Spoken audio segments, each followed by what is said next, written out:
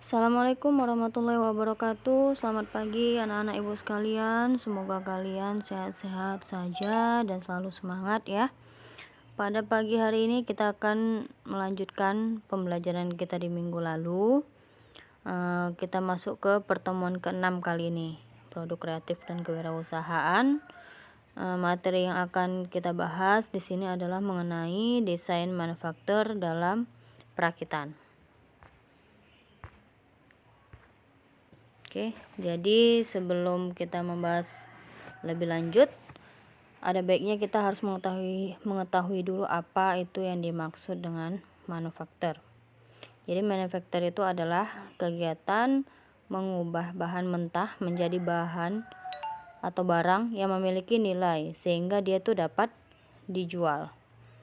Jadi kegiatan ini dilakukan biasanya pada industri-industri atau perusahaan yang melakukan proses produksi skala kecil ataupun skala besar. Dalam proses perakitan ini, desain itu merupakan manufacture design for manufacturability atau DFM. Jadi desain produk untuk semua aspek dari proses manufaktur itu dalam rangka untuk mengoptimalkan kemampuan manufaktur dari desain awal. Jadi tujuan dilakukan desain manufaktur itu adalah untuk meningkatkan mutu produk, untuk mengurangi biaya produk, dan untuk mengurangi waktu yang dibutuhkan untuk pengembangan produk. Masuk ke prinsip dasar dari desain manufaktur. Itu ada yang pertama DFM dan optimasi. DFM dan optimasi ini dia digunakan untuk menurunkan arus siklus hidup produk yang memperhatikan bagian terdepan dari proses NPD atau New Product Development. Jadi tujuannya untuk memastikan bahwa produk dapat diproduksi dengan mudah. Jadi prinsip-prinsip dari DFM itu dia itu digunakan sebagai standar penggunaan part, eliminasi dari komponen yang tidak diperlukan. Dia prosedurnya hanya menghasilkan suatu produk yang mudah untuk manufaktur. Tetapi dia juga menggunakan bahan yang lebih sedikit, dia lebih baik dan lebih murah untuk memproduksi. Yang kedua itu adalah keseluruhan proses adalah kuncinya. Jadi desain untuk manufaktur itu dilakukan melalui kerjasama dari berbagai departemen fungsional atau bisa disebut dengan tim lintas fungsional. Jadi tim lintas fungsional itu dia yang memastikan bahwa lingkaran manufaktur itu difokuskan pada tujuan untuk perancangan proses. Yang ketiga itu adalah perubahan dalam proses desain. Jadi pelaksanaan program desain untuk perusahaan manufaktur itu harus bersedia menjadi apabila ada perubahan. Jadi perubahannya itu seperti penyatuan desain dan pengembangan proses dan struktur organisasi tradisional. Dia agar sesuai dengan prinsip DFM. Contohnya seperti para karyawan yang mereka tuh dijauhkan dari sikap individualis dan dia tuh dilatih untuk menjadi pemain dalam sebuah tim. Yang keempat itu adalah pengetahuan manufaktur dalam tahap pengembangan konsep dan desain. Ini maksudnya, seseorang itu harus dapat menetapkan fungsi desain dengan pengetahuan yang lebih operasi manufaktur. Jadi biasanya metode yang paling efektif digunakan yaitu dengan memiliki manufaktur yang mewakili bagian dalam keseluruhan proses dan pengembangan desainnya. Seperti toleransi manufaktur, proses, prosedur, batasan, penjadwalan, dan waktu produksi. Dan tidak memungkinkan juga para supplier pun berperan aktif di sini. Jadi untuk pemeriksaan akhirnya, orang yang melakukan manufaktur harus dapat meninjau desain produk dan spesifikasi dalam tahap perluasan konsep dan prototipe. Yang kelima itu adalah penggunaan sistem intelijen CAD dan teknologi komputer lainnya dalam DFM. Ini teknologi komputer itu sangat berperan untuk merevolusi desain yang akan dikembangkan pada saat ini.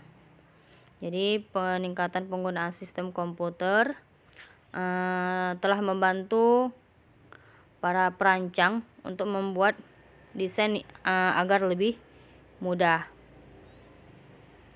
Contohnya para desainer banyak desain yang dimodelkan dan dianalisis dengan sistem CAD ini, sehingga dia memungkinkan permasalahan desain yang biasanya tidak ditemukan akan tetapi ditemukan pada tahap modelingnya. Oke, masuk ke B, tahapan dan desain manufaktur. Jadi tahapan dan desain manufaktur itu ada 5. Yang pertama, dia mengestimasi biaya manufaktur. Itu biaya manufaktur itu adalah penjumlahan dari semua pengeluaran untuk semua input dari sistem dan untuk biaya yang timbul dari waste. Jadi berikut cara-cara klasifikasinya itu adalah biaya komponen. Biaya komponen itu biaya yang dikeluarkan untuk membeli komponen dari produk. Biasanya dia berupa komponen standar maupun dia komponen yang custom. Yang B itu adalah biaya perakitan. Biaya perakitan ini biaya yang dikeluarkan untuk merakit produk.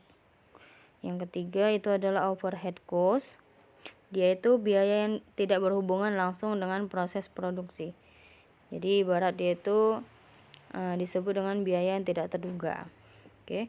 Yang kedua, mengurangi biaya komponen. Mengurangi biaya komponen di sini adalah salah satu strategi untuk meminimalisir biaya komponen. Di antaranya dengan kita melakukan desain ulang komponen untuk mengurangi tahapan prosesnya.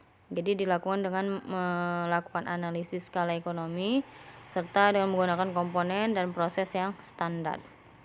Yang ketiga, mengurangi biaya perakitan.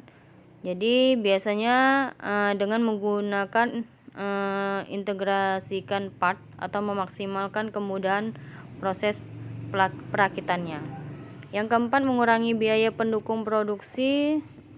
Jadi salah satu aspek yang penting dari DFM ini, dia itu harus mengantisipasi kemungkinan kesalahan-kesalahan produksi. Jadi kesalahan-kesalahan itu sebaiknya diminimalisir. Jadi seperti kesalahan yang dilakukan kayak ukuran, mirror image-nya atau partnya yang memiliki sedikit perbedaan pada komposisi materialnya. Yang kelima, mempertimbangkan akibat dari keputusan-keputusan DFM terhadap faktor-faktor lain. Jadi untuk meminimalisir biaya produksi, jadi bukan satu-satunya tujuan dari proses pengembangan produknya. Jadi faktor lain itu adalah sebagai pengaruh DFM terhadap waktu dan biaya pengembangan produk serta kualitas produknya. Oke, ini begitu saja penjelasan dari Ibu. Ada tugas yang Ibu berikan, coba kalian kerjakan. Itu adalah coba sebutkan perusahaan manufaktur di Indonesia yang bergerak dalam bidang A, industri dasar dan kimia, yang B, barang konsumsi, yang C, bidang otomotif, dan D, bidang elektronik. Itu minimal 3 perusahaan ya dalam satu bagian, dalam satu pertanyaan. Oke, sekian penjelasan dari saya. Semoga kalian semua bisa mengerti dan paham serta tugas yang diberikan dapat dikerjakan dengan baik. Oke, akhir kata, Assalamualaikum warahmatullahi wabarakatuh.